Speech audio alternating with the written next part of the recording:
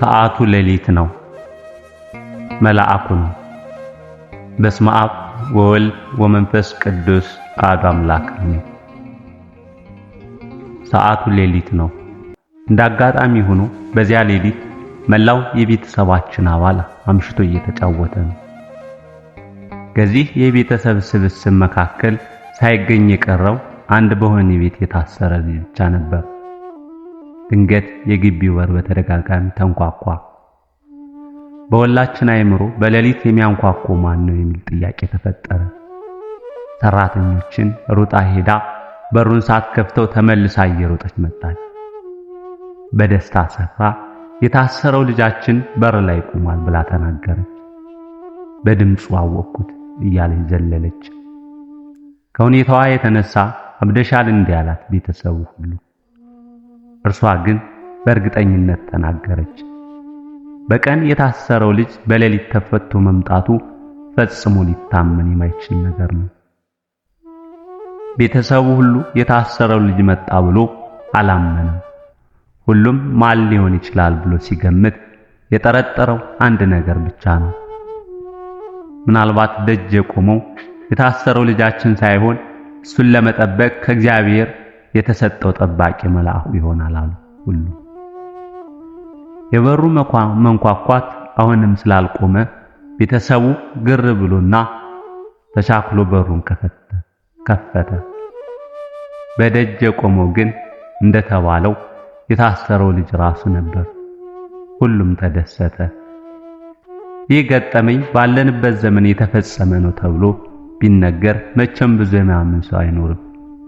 በሌሊት በር ሲንኳኳ በብዙዎቻችን አእምሮ ውስጥ መጀመሪያ የሚመጣው ጥርጣሬ ሌባ ሊገባ ይሆን የሚል ስለሚሆን ዱላ ፍለጋ እናማትራለን። ወይ ደግሞ ሌሊቱ ወደ መንጋቱ የተቃረበ ከሆነ የምን መርዶ ሊያስረድኝ ይሆን፣ የቱ ዘመዴ ሞቶ ይሆን የሚል ጭንቀት ይፈጠራል።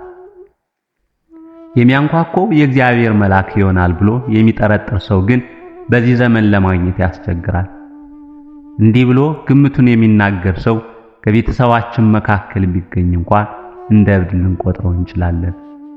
ታዲያ ይህን ገጠመኝ ከየት አመጣኸው ትሉኝ ከሆነ መልሱ ከመጽሐፍ ቅዱስ የሚል ነው።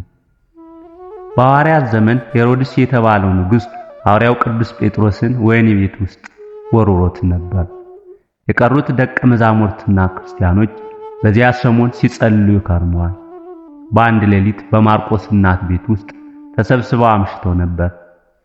ድንገት የቤቱ በር ሲንኳኳ ሮዴ የምትባል የቤት ሰራተኛ ደጁን ልትከፍት ወጣች። ማን ነው ብላ ስትሰማ የቆመው እስረኛ ቅዱስ ጴጥሮስ መሆኑን በድምፅ አወቀች። ደስታ በደስታ ግራ ሲያጋባት በሩን መክፈት ረስታ ወደ ውስጥ ሮጠችና ጴጥሮስ መምጣቱን ተናገረች። እነርሱ ግን አላመኑትም። ጤንነቷን ተጠራጥረው አብደሻል አሏት። እርግጠኛ ሆና ተናገረች። እርሱ ግን መልሰው የቆመው ጴጥሮስ ሳይሆን ጠባቂ መልአኩ ነው አሉ። የመጀመሪያዎቹ ክርስቲያኖች እንዲህ በር ሲንኳኳ መልአክ ነው ብለው የሚገምቱት መንፈሳውያን ነበሩ። ቅዱሳን መላእክት እኛ የሰው ልጆች ከመፈጠራችን ቀድሞ የተፈጠሩ ታላቅ ወንድሞቻችን ናቸው። እንዲያውም ምድርና የሰው ልጅ ሲፈጠር ደስ እያላቸው እልል ይሉ ነበር። ቅዱሳን መላእክትን እግዚአብሔር ለእያንዳንዳችን ጠባቂዎች አድርጎ ሰጥቶናል። ከክርስቶስ እግር ስር ቁጭ ብለው የተማሩት ቅዱሳን ሐዋርያት ስለ መላእክት ጠባቂነት ይህን ያህል እምነት ከነበራቸው እኛ የመላእክቱን ጠባቂነት ማመን ለዚህ ዘመን ክርስቲያኖች ምን ያህል ይገባን ይሆን? ቅዱሳን መላእክት በክርስትና ሕይወት ለሚኖር ሰው ሁሉ የመላእክት ረዳትነት እጅግ አስፈላጊ ነው። ለሁሉ ብርታት የሆነው ጌታችን ኢየሱስ ክርስቶስ እንኳን በሥጋው ወራት በተያዘበት ምሽት ሲጸልይ ከሰማይ መጥቶ የሚያበረታው መልአክ ታየው ብሎ ተጽፏል። ሉቃስ ወንጌል ምዕራፍ 22 ከቁጥር 43። ይህም ቀርበው አገለግሉት እያሉ አመሰገኑት። ለኛም የመላእክት እርዳታ አያስፈልግኝም እንዳንል የሚያስተምረን ነው። ቅዱሳን መላእክት እኛን መርዳት ሳይሆን እርስ በርሳቸው ይረዳዳሉ። ለዚህም ማሳያ የሚሆነን ቅዱስ ገብርኤል ስለ ቅዱስ ሚካኤል የሰጠው ምስክርነት ነው። ነቢዩ ዳንኤል ወደ እግዚአብሔር 3 ሱባኤ ሙሉ እየጾመ ሲጸልይ ቅዱስ ገብርኤል ተገለጸለትና እንዲህ ሲል ተናገረው። ዳንኤል ሆይ ወደ አንተ ልመጣ ተልኬ ሳለሁ የፋርስ መንግስት አለቃ የፋርስ ነገስታት ላይ አድሮ ክፉ የሚያሰራባቸው ዲያብሎስ 21 ቀን ተቋቋመኝ። በዚህ ንግግሩ እንደምናየው በምን ምክንያት ወደ እርሱ ከመምጣት እንደዘገየ አስረዳው። በመቀጠልም መልአኩ ገብርኤል እንዴት ዲያብሎስን መዋጋት ትቶ እንደመጣ ለዳንኤል ሲያበስርለት ከዋነኞቹ አለቆች አንዱ ሚካኤል ሊረዳኝ መጣ። እኔም ከፋርስ ነገስታት አለቃ ከዲያብሎስ ጋር በዚያ ተውኩት። ቅዱስ ገብርኤል እርሱን ሊረዳው የሚቻለው ኃያል መልአክ ማን ብቻ እንደሆነ ሲገልጽም ከአለቃችሁ ከእስራኤል ጠባቂያችሁ ማለቱ ነው፣ ከሚካኤል በቀር ማንም የሚያጽናናኝ የለም በማለትም ደምድሟል። የአንዱም መልአክ ረዳትነት ለሌላው መልአክ እንደሚያስፈልግ ከሆነ እኛ ደግሞ ምን ያህል የመላእክት ረዳትነት ያስፈልገን ይሆን? በየጊዜው በየሰዓቱ ጠባቂ መላእክትን ይዘዝልን። የመላእክት ረድኤት በረከት ይደርብን። አሜን።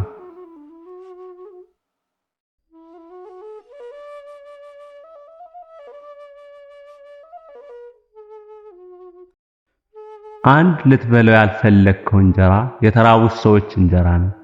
በቁም ሳጥን ውስጥ ሰቅለ የተውከው ልብስ እርቃኑን የሆነው ሰው ልብስ ነው። የማታደርጋቸው ጫማዎች ባዶ እግሩን የሚሄድ ሰው ጫማዎች ናቸው። የቆለፍክበት ገንዘብ የድሃው ገንዘብ ነው። የማስፈጽማቸው የቸርነት ስራዎች ሁሉ የፍትሃዊ ድርጊቶች ናቸው።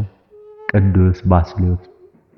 አንድ ነዳይ አጥብቆ እየለመነ በቸልታ ትተኸው ስትሄድ እግዚአብሔርን አጥብቀ በምትለምን ጊዜ ቢተውህ የሚሰማህን አስብ። ቅዱስ ዮሐንስ አፈወርቅ። ክርስቶስን በቤተ ክርስቲያን ደጃፍ ወድቆ በሚለምነው ነዳይ ውስጥ ካላገኘው ውስጥ ገብተህ በመንበሩ ላይ ባለው ጽዋ ላይ አታገኘው። ቅዱስ ዮሐንስ አፈወርቅ። ወንድምህ እርቃኑን ወድቆ እያለቀሰ ነው፣ አንተ ግን የሚያምር የወለል ንጣፍ ለመምረጥ ተቸግረ ቁመሃል። ቅዱስ አምብሮስ። አባት ሆይ ወጪውን ሳናሰላ እንድንመጸውት አስተምረን። ቅዱስ አግናጢዮስ። ቅዱሳን አበው ረድኤት በረከት ይደርብን ለዘላለሙ አሜን።